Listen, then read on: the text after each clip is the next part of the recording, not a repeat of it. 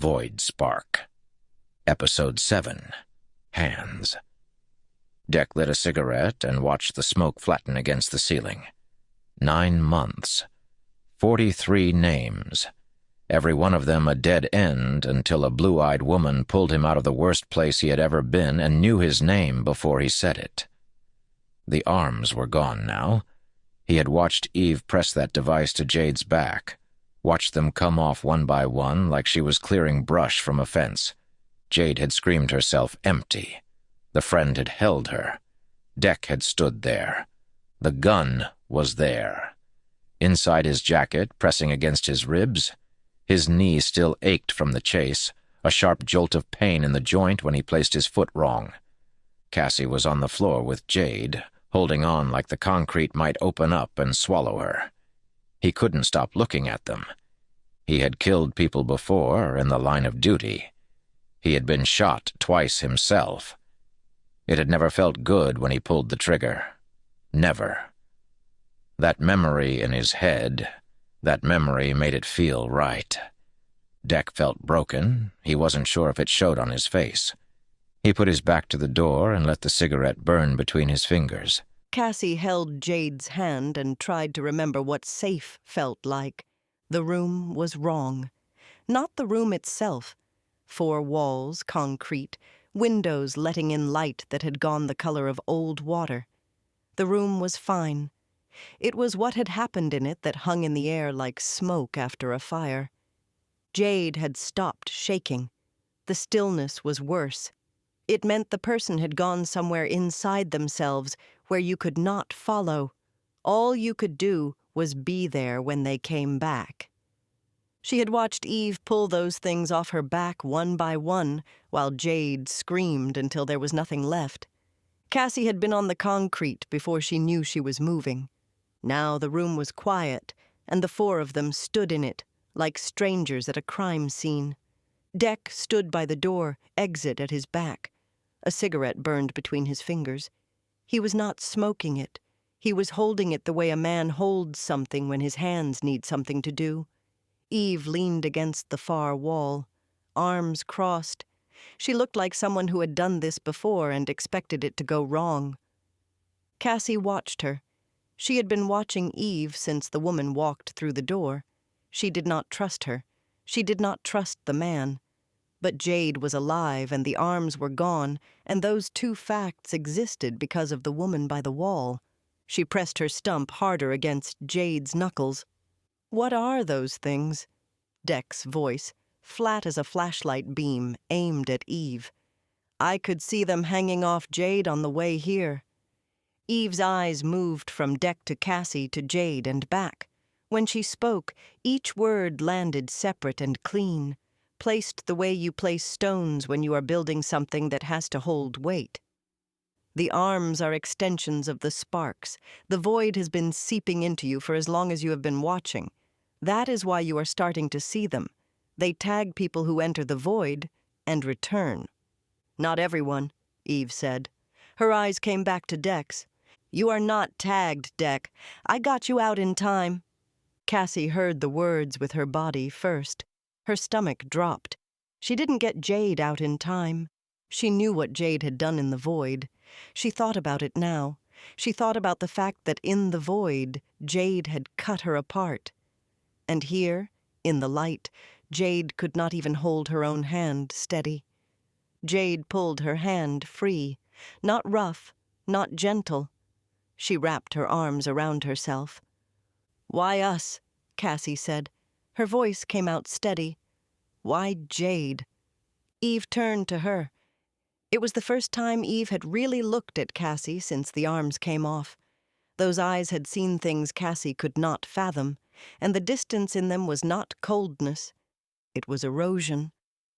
"I do not believe you were chosen," Eve said. "People will be drawn to the pathways the longer they are open. No one is immune." She stopped. Cassie felt something shift in her chest. Not trust. Recognition. She was 23 years old. She had a store. She had Jade. She had a life that was small and ordinary and good, and now a woman she had met 2 hours ago was standing in a warehouse telling her that something from somewhere else was eating its way into her world through the walls. Cassie's hand found Jade's again. "And the people they have tagged," Eve said. "They walk around opening more pathways. They have been feeding on you for a long time, you just did not know it." Eve looked at Jade, then away. The list! That stupid list Jade took from her. Cassie's eyes moved to Deck. His were already there. It lasted less than a second, the look of two people who had been counting the same things in different rooms and just discovered the other person's list. He had been watching, she had been listing, and neither of them had been crazy. Eve turned to the window. The light fell across her face, and for a moment she looked very tired. The kind of tired that is not about sleep. "I am not from here." Her thumb pressed against her other thumb. "Not from this planet." Nobody spoke. Cassie could hear the woman breathing. She had practiced saying this and knew that once the words were out, she could never take them back. Cassie looked at Eve by the window and tried to make the words fit inside her head. Not from this planet. She looked at the woman's hands, steady, scarred across the knuckles, holding each other the way hands hold each other when there is nothing left to hold. My world was their previous feeding ground. Eve's voice stayed level. Once the sparks learned we knew how to close the pathways, they used the rest of the people on my world to tear a hole into this one. Cassie tried to hold the shape of it in her mind. A whole world, gone. Everything and everyone on it, consumed. Deck was looking at Eve. The cigarette had burned down to the filter. "Why aren't you dead?" Nothing harsh in the question. "I came through the first tear." Eve's eyes did not leave the window. "The rip into this world threw me through the void, into your alleyway." A pause, then quieter. "I guess I was lucky. I don't know if anyone else survived from mine." Cassie did not believe the part about being lucky. You do not hold your hands like that when you feel lucky. The alleyway, the bloodstain on the wall, the symbol with the eye that watched and waited. All of it started because a world died and a woman fell through the wound it left behind. My people built weapons to fight them, to close the pathways. Eve took the silver device from her belt. She held it the way you hold something that belonged to someone who is gone.